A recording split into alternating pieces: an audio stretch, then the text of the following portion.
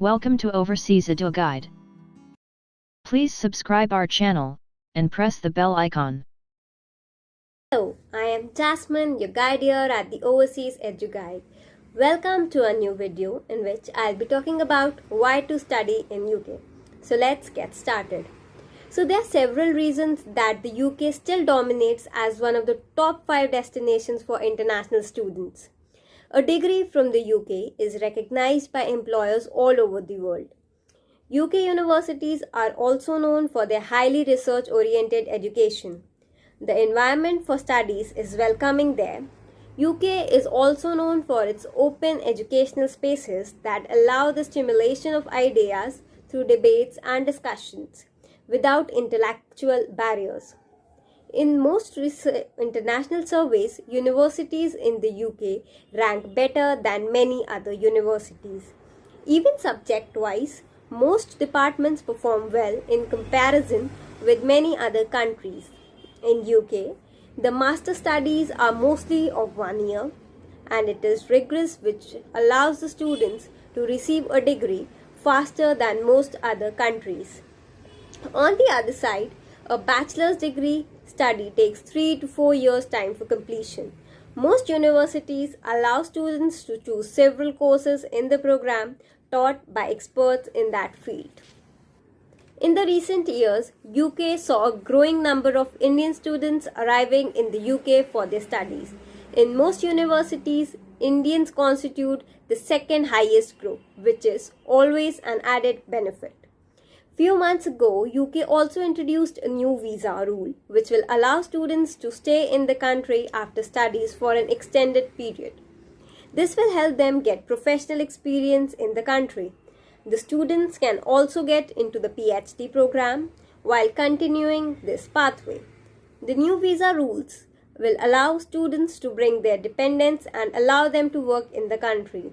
Gaining a degree and a professional experience will allow students to follow a career of their choice. So now I'll be talking about the process of application. The application process for the UK is a tedious one. Therefore, it's important that the applicant plans at least 1 year before. The first step towards any future work is planning. It is important to research on courses or programs. Excellent research on the courses offered by various institutions will make an application much easier. Once the applicant decides on the course to do, it is a time for a candidate to shortlist a few departments or universities. It is always better to seek professional help at this stage. The research on different countries and departments should take 6 to 7 months.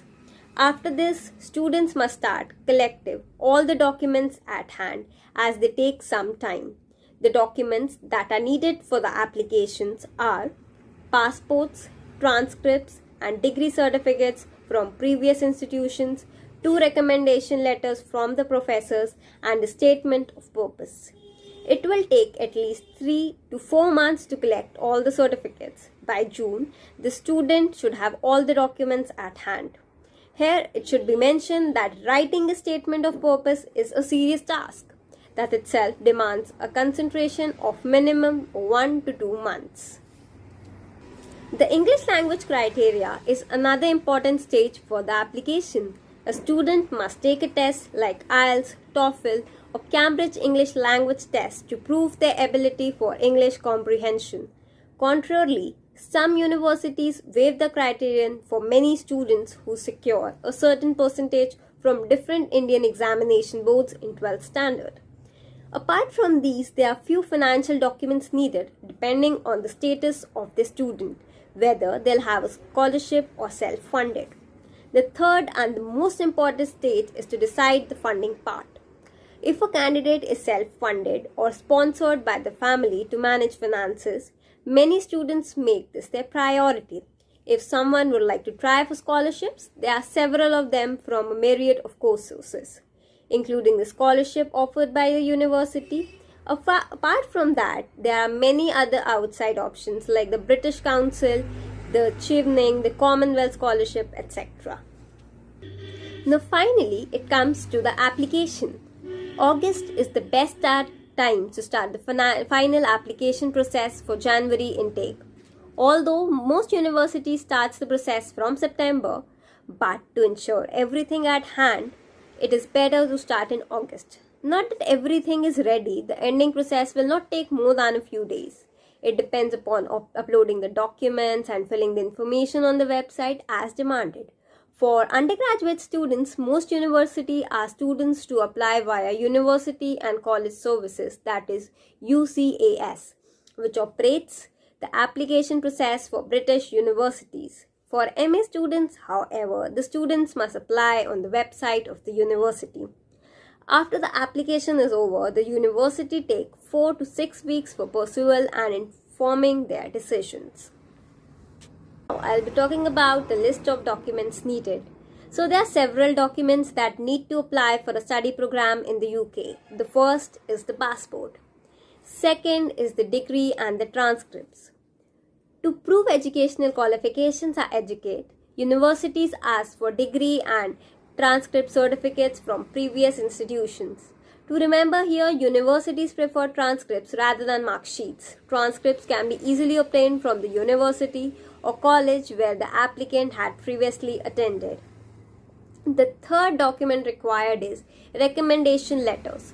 The university mostly asks for 2 recommendation letters, which ideally should be written by a professor who had known the student and thus can vouch for her academic and other credentials. Some professional degrees, however, ask for letters from a professional. Fourth is the statement of purpose.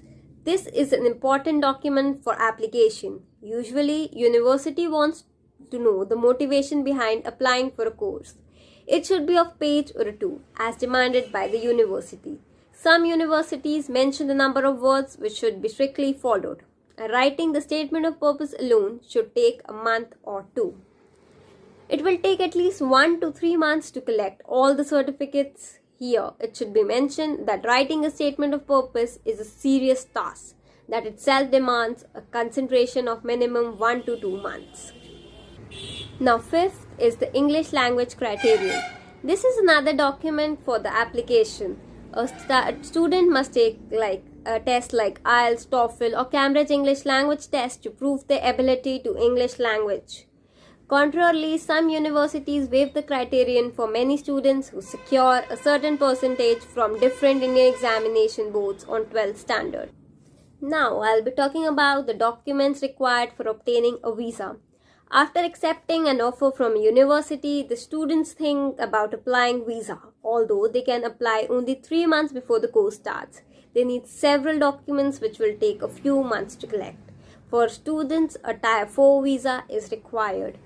If anyone is self-funded student, it requires payment of a token amount before the international office of the university issues confirmation AS.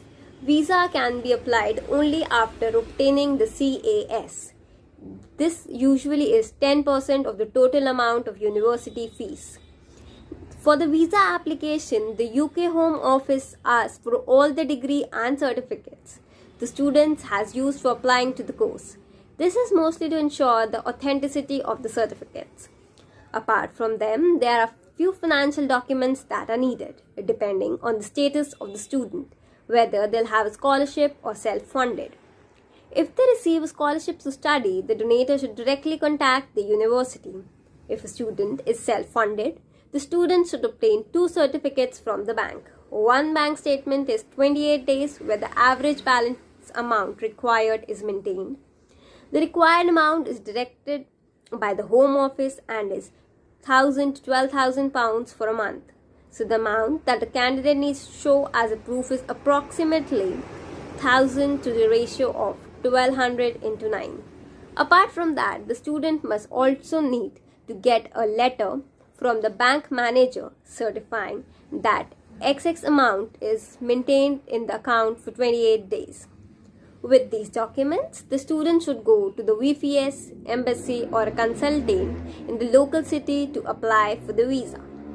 A student must submit all the documents there. After that, there will be a short interview of the candidate by an official from the UK. Documents and preparation pre-departure. after the student receives the visa from the Home Office, should start preparing for the departure. First, she should book the tickets well in advance after consulting the university.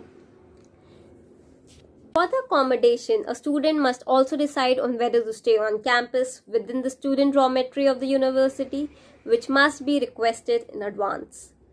If a student wants to stay outside the campus, has to check with the student union team or any designated team of the university.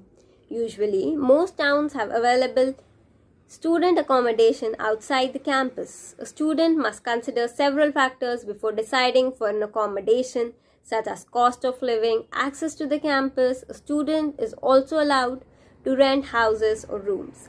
But for that, a student should check the agreement papers before paying any amount. It's always advisable to check with the student representatives of the university. Apart from that, a student should also make a checklist of things to carry. In almost all the directories, it is wise to carry a pair of spectacles for those who need it, as it is expensive in the UK.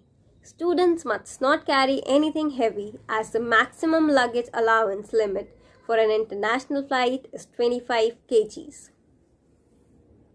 Now, talking about the post-arrival briefings.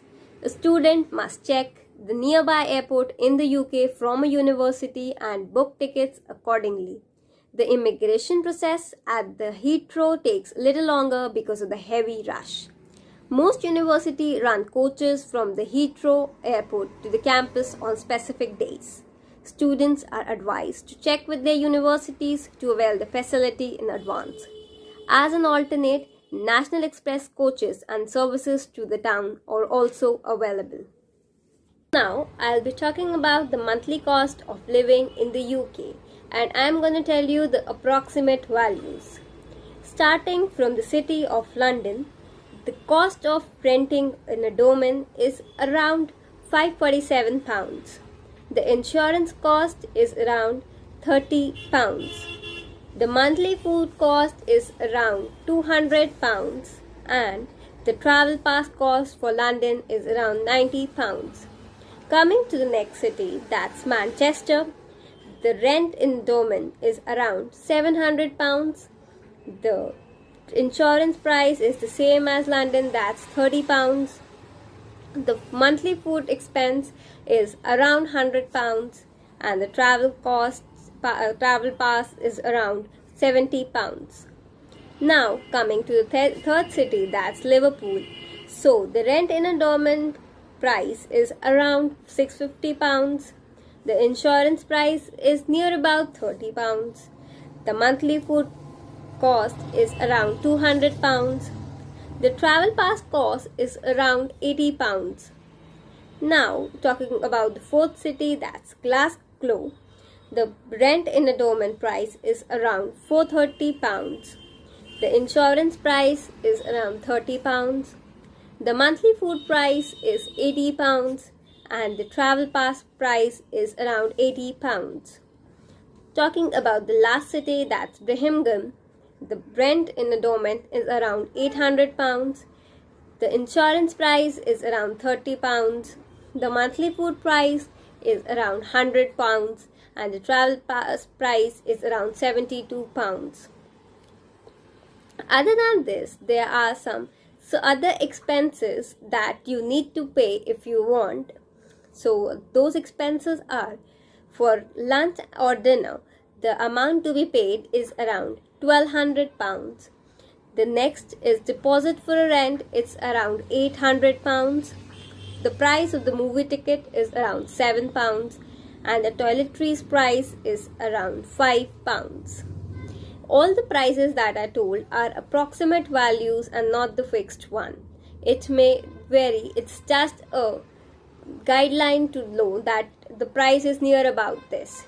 That's all for this video. Thank you. Please subscribe our channel and press the bell icon. We care for your future. Contact us for a counseling session.